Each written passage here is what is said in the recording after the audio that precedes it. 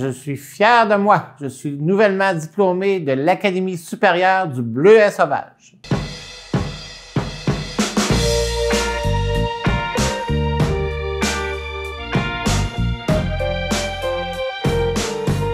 Bonjour tout le monde. Cette semaine, vous aurez compris, étant donné que je suis diplômé de l'École supérieure du Bleuet sauvage, qu'on va le cuisiner. Ce qu'on va préparer, dans un premier temps, on va faire des roulés impériaux canard et abricots avec la petite sauce au bleuet sauvage, pas piqué des verres. En second lieu, on va faire la salade de betterave et bleuet. Vous allez voir, là, c'est un mix de fun parce que c'est sucré de la betterave avec le sucré du bleuet, un petit peu d'amertume du bleuet. Vous allez voir, c'est un super de beau mix. Et évidemment, la troisième recette, je peux pas m'empêcher de faire des desserts. Donc, un gâteau crumble au bleuet. Mais je vous jure, ce gâteau-là est vraiment pas piqué des verres. On l'a testé la recette pour vous donner le meilleur avec les meilleures précisions. Alors donc, il est vraiment super bon ce gâteau-là. Ça n'a pas de bon sens. Je vous suggère de le faire plusieurs fois. Aujourd'hui, je vous présente M. Vincent Godin, spécialiste du bleuet. Bonjour Vincent. Bonjour Michel. Ça va bien? Oui, ça va bien. Content que tu sois ici avec moi pour parler de ton fruit fétiche, entre autres le bleuet. Là, aujourd'hui, Michel, comme tu l'as très bien expliqué, on va cuisiner du bleuet sauvage. Okay. Il y a une énorme différence au niveau du bleuet sauvage et du bleuet de Corinthe qu'on trouve aussi en magasin. Okay. Le bleuet de Corinthe, quand tu je m'excuse de couper, mais c'est ça, c'est le bleuet qu'on voit façon oui, exactement. expansive, le gros bleuet. C'est le gros bleuet qu'on peut trouver là, frais maintenant à l'année en épicerie. Okay. Il s'en trouve congelé aussi, mais c'est très différent du bleuet sauvage qu'on cultive ici là, en grand volume dans l'Est du Canada, là, notamment au Québec, en Nouvelle-Écosse, au Nouveau-Brunswick, puis il y a une production aussi dans le Maine, aux États-Unis.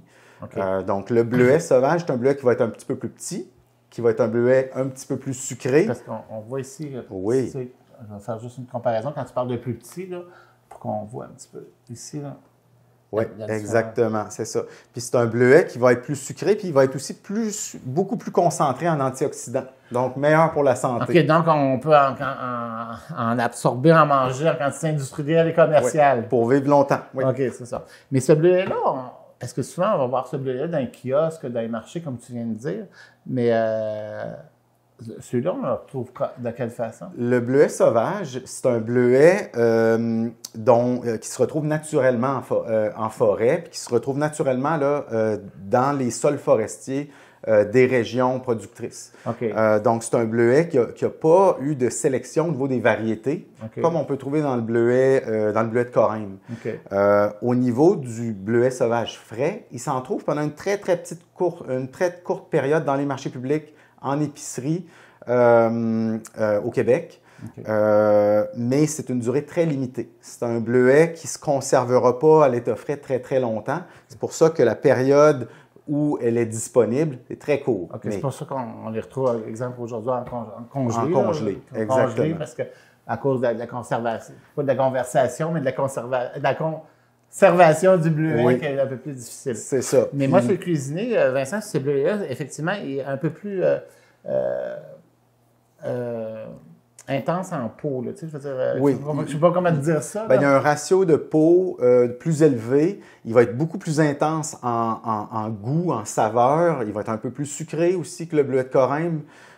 Puis, il va avoir un contenu en antioxydants qui est beaucoup plus élevé que le bleuet de Corinthe. OK. Oui. Mais pour le cuisiner, par exemple, pour le manger frais, on peut toujours le manger comme ça congelé, parce que c'est bon. C'est comme manger de la crème glacée, tu sais, oui. avec moins de soucis de gras. Oui. Puis en mangeant congelé, parce que certains fruits congelés se mangent comme le raisin et tout ça. Mais quand on le cuisine, là, selon ton expérience, selon ce que tu as fait, on peut se servir autant de l'un que de l'autre. Ça change absolument rien.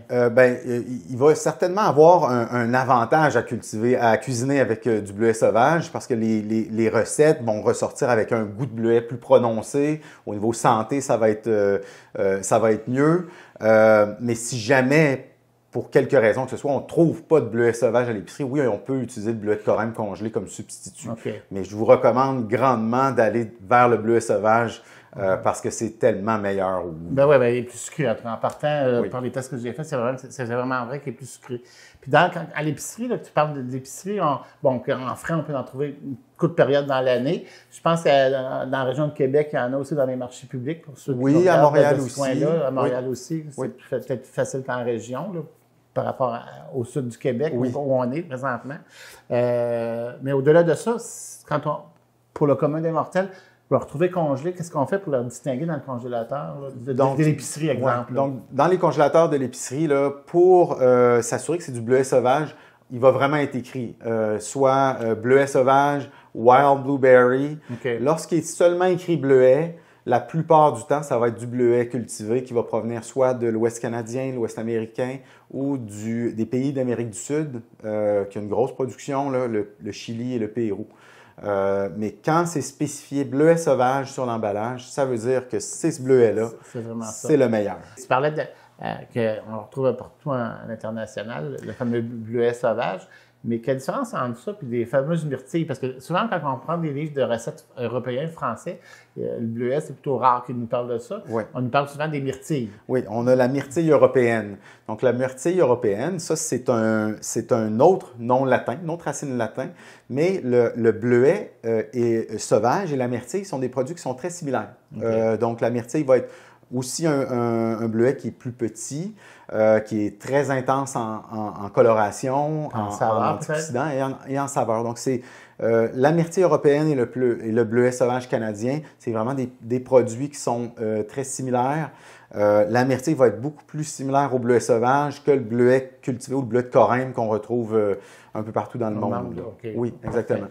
La particularité de la myrtille, c'est que ça pousse en Europe, donc vraiment là, à partir de la France, dans les pays aussi scandinaves, les pays baltes, en Ukraine aussi, en Pologne, mais ça pousse dans le bois, à l'état naturel, okay. Puis c'est récolté manuellement à la main par des travailleurs dans le bois. Donc la disponibilité de la myrtille européenne va être très dépendante de la disponibilité en main-d'œuvre.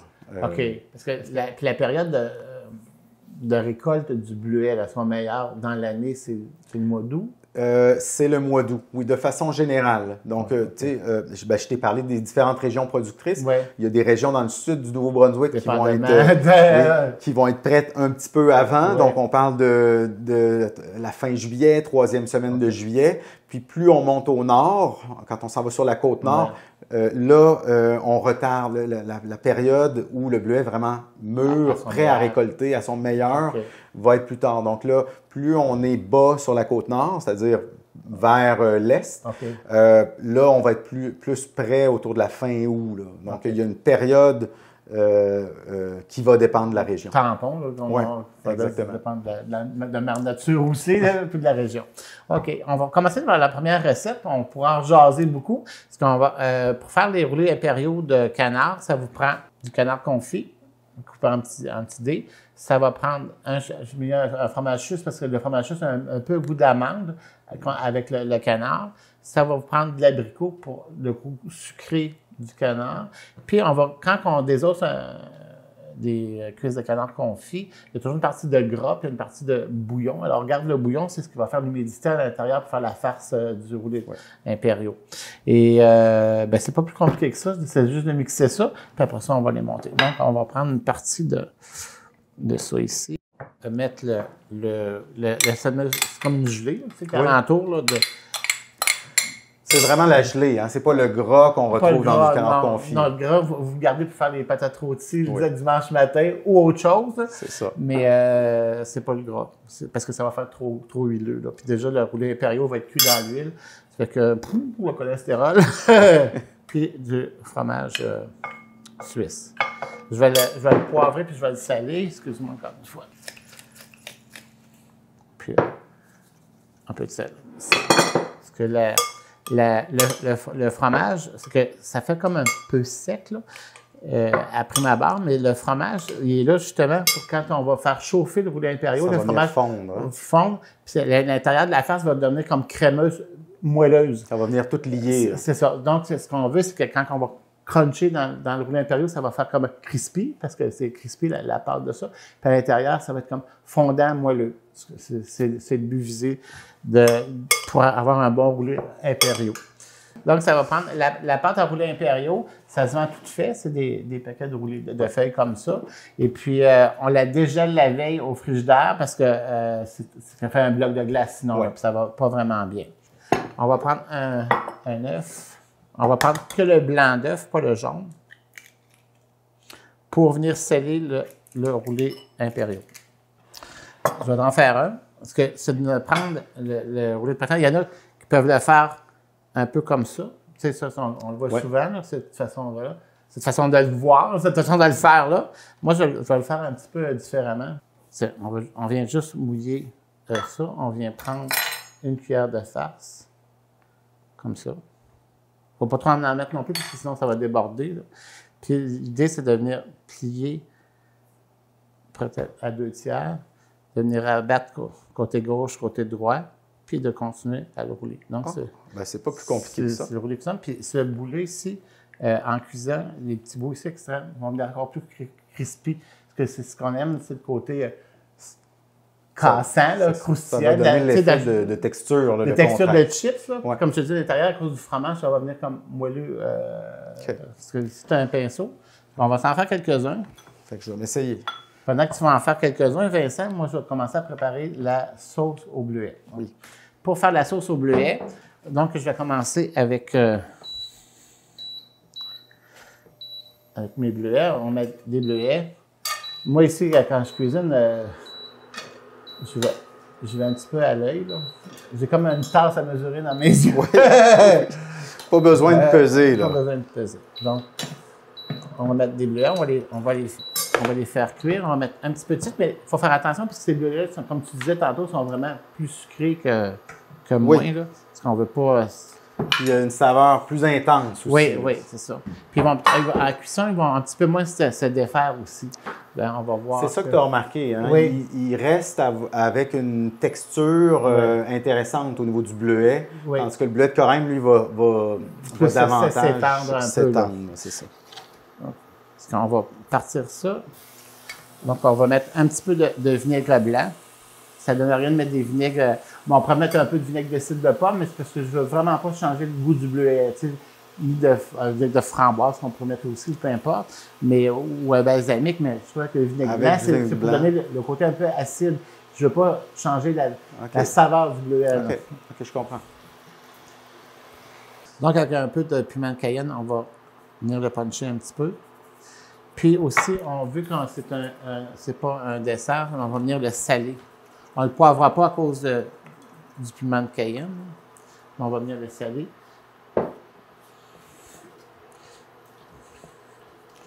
Que ça, on va le laisser cuire. Ça va prendre quelques minutes. Mais on voit qu'il égorge bien son jus. Parce que, oui. Parce qu'on laisse cuire ça quelques minutes. Puis on va finir de préparer nos roulés impériaux. Puis on va les faire cuire à grande friture. Dans un bassin d'huile, OK? Puis, on va pouvoir déguster sauce et roulés impériaux après.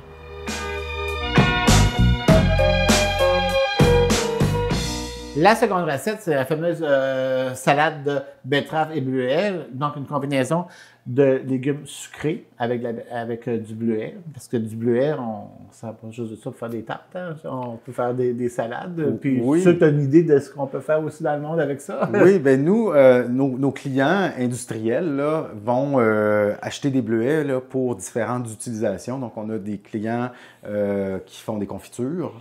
Juste à préciser, Vincent, parce que tu dis nos clients, oui, mais c'est parce que les bleuets, toi, tu ne prends pas juste du champ, là. Tu congèles, tu fais quelque chose avec avant d'envoyer au client. Ça. Ben, on est producteur de bleuets à Sacré-Cœur, dans la Haute-Côte-Nord. C'est à peu près à 15 minutes de Tadoussac. Mais l'usine Congélation Grand Bleu va acheter beaucoup de bleuets au Québec, beaucoup de bleuets dans les Maritimes.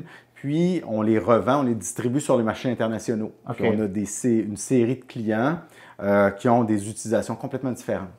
Donc, on a certains clients qui vont se spécialiser dans la confiture là, qu'on retrouve à l'épicerie. On a beaucoup de clients qui sont dans la préparation de fruits. La préparation de fruits, ça, c'est ce qu'on retrouve ensuite de ça dans les yogourts. Donc, les yogourts aux fruits, il y a un intermédiaire entre les grandes compagnies comme Danone et nous. Pour ne pas la nommer. Oui. Ou Yoplait ou autre. Oui, c'est ça. C'est des préparateurs de fruits. Donc, eux vont acheter les bleuets congelés, vont faire la préparation là, avec un ajout de sucre, un ajout de compote, de confiture, peu importe, ça dépend de leurs besoins. Là. Puis c'est ça. Après ça, en fonction là, de la gamme du yogourt, vont mettre une certaine quantité de préparation de fruits dans le yogourt. Certains vont le garder en bas du contenant, certains vont le mélanger dedans. Donc, il y a la préparation de fruits. Puis, on a aussi beaucoup de clients dans les tartes. C'est un gros marché. Et finalement, beaucoup dans la distribution. Donc, des compagnies qui vont prendre les bleuets qu'on leur vend en vrac, vont les réemballer pour ECAB, les vendre dans les épiceries. C'est ce qu'on va retrouver comme client, là, comme consommateur individuel. Là, oui, exactement. Bon, pour faire la salade, donc, on a une base de... J'ai pris ici, on peut mettre n'importe quelle laitue. J'ai pris de la laitue romaine avec de la roquette parce que ça m'a donné une espèce d'amertume de la roquette avec un goût citronné qui vient balancer avec le sucré de la betterave, puis un peu le sucré des bleuets aussi. Du brocoli pour le crunch aussi. Ça, la première partie n'est pas compliquée à faire. On vient mêler de tout,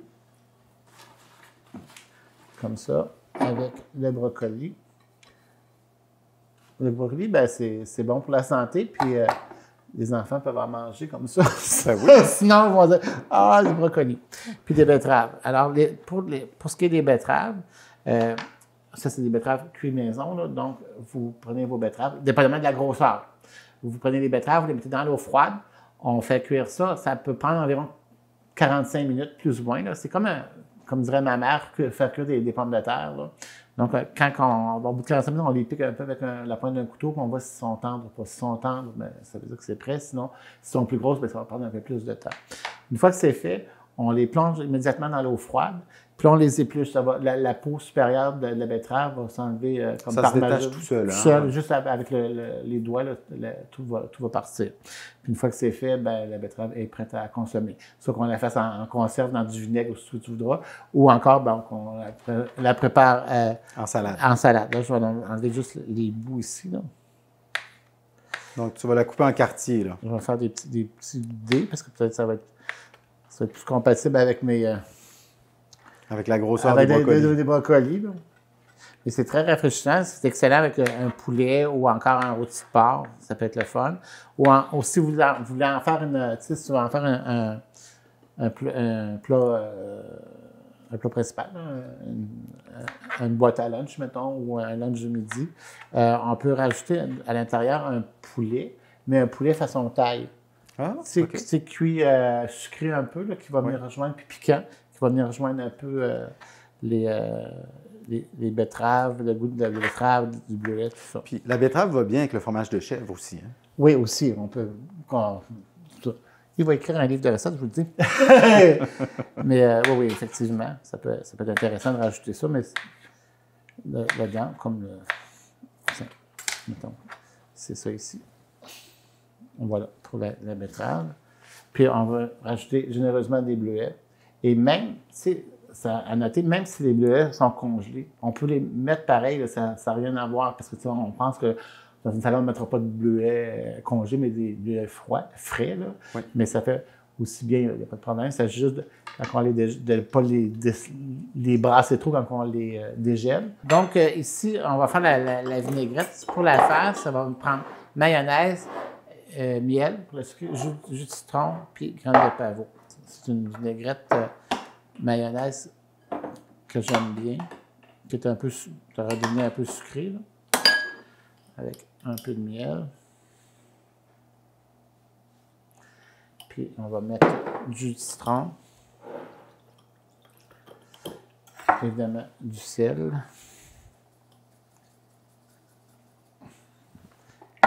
Et mon fameux poivre. avec un peu de graines de pavot. Graines de pavot, c'est pour le look, hein? C'est parce que ça... Ben, ça fait joli, hein? Oui, c'est ça. les Ça petits fait bien cannes parce que ça ne change pas beaucoup le goût, là, les sels. Ça fait un peu plus punché.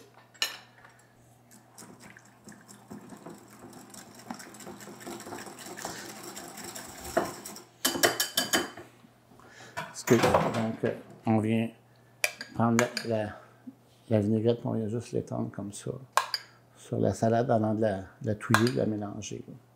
Vous allez voir, c'est excellent. Puis, j'ai une petite surprise, parce que pour aller avec, vu que j'avais des bleuets, pour aller finir la salade, pour l'enjoliver, dans mon jardin, j'ai des fleurs comestibles. OK? Donc, on va venir couleur bleuet. C'est super beau. Comme quand j'en envoie aux clients, j'ai toujours, inquiétez-vous pas, ils sont mangeables, les fleurs. C'est comme ça. Fait que ça, c'est des variétés de fleurs comestibles. Il y en a plusieurs sortes, la capucine, la pensée, l'orchidée, etc.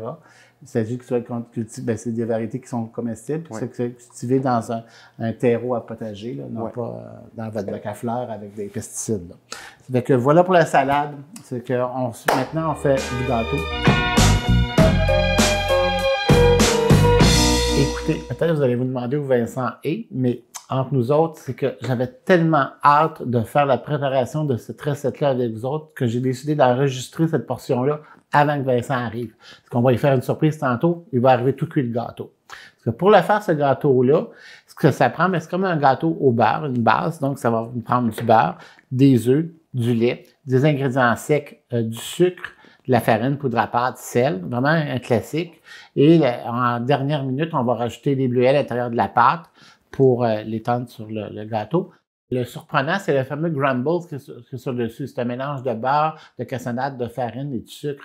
Puis ça va venir comme cristalliser. Vous allez voir, c'est délicieux. Le gâteau, là, c'est vraiment super bon. Vous allez le voir tantôt avec Vincent quand je vais sortir la surprise du gâteau. On commence tout de suite. Donc, on va prendre le beurre, toujours la même technique de beurre. On a 2 tasses de beurre. Une livre, c'est 2 tasses. La moitié, c'est une demi-tasse. Donc, on y va avec notre demi-tasse de beurre comme ça. On va mettre 1 tasse de sucre. Et puis, on va commencer à fouetter ça pour bien incorporer le beurre. Puis le sucre, c'est toujours la même technique pour les gâteaux au beurre. Puis, on va rajouter les œufs un à un. On va rajouter les œufs.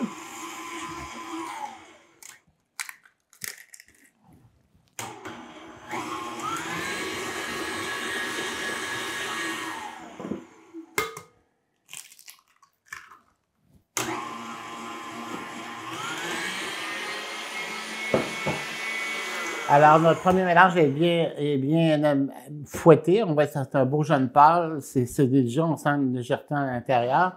On va mesurer le restant des ingrédients secs. Donc, 2 tasses de farine, 1 pincée de sel et 2 cuillerées de poudre à pâte. On mélange tout ça. Et vous allez voir, il n'y a pas tellement de liquide, un petit peu moins de liquide que d'habitude pour les proportions. C'est que quand on va faire cuire le gâteau, mais inévitablement, comme les bleuets vont être à l'intérieur du gâteau, ça va faire en sorte que ça va faire un peu de jus. Donc, ça va étirer la pâte, ça va liquéfier la pâte un peu. Donc, on va essayer de ne pas trop en mettre. Parce que je vais prendre mon petit bol ici. Puis, comme toujours, je vais venir préparer mes bleuets. Ça prend 2 tasses de bleuets. Vous vous souvenez peut-être de la petite technique, quand j'en ai parlé dans les émissions antérieures, on vient enfermer un peu ces bleuets pour que les bleuets dans la pâte qui est un peu collante, une fois que c'est fait, les bleuets restent en suspension un peu partout dans la pâte. Ça va me prendre 3/4 de tasse de lait et puis 1 cuillerée de vanille que je vais mettre tout de suite dans ma préparation d'œufs. Donc, on va continuer le mélange.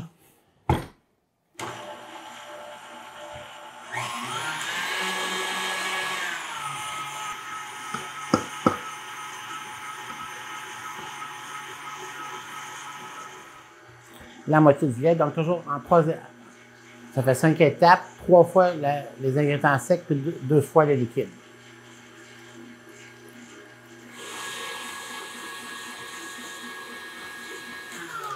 Voilà, c'est terminé. J'ai enlevé ça ici. On va prendre un moule de 9 par 13 carré. C'est pas un gâteau qu'on va démouler, c'est plus comme un carré qu'on va faire avec. On prend un moule de Pyrex ou un autre, ça n'a pas d'importance. Puis je vais venir mettre dans du végétal pour pas que la pâte accole.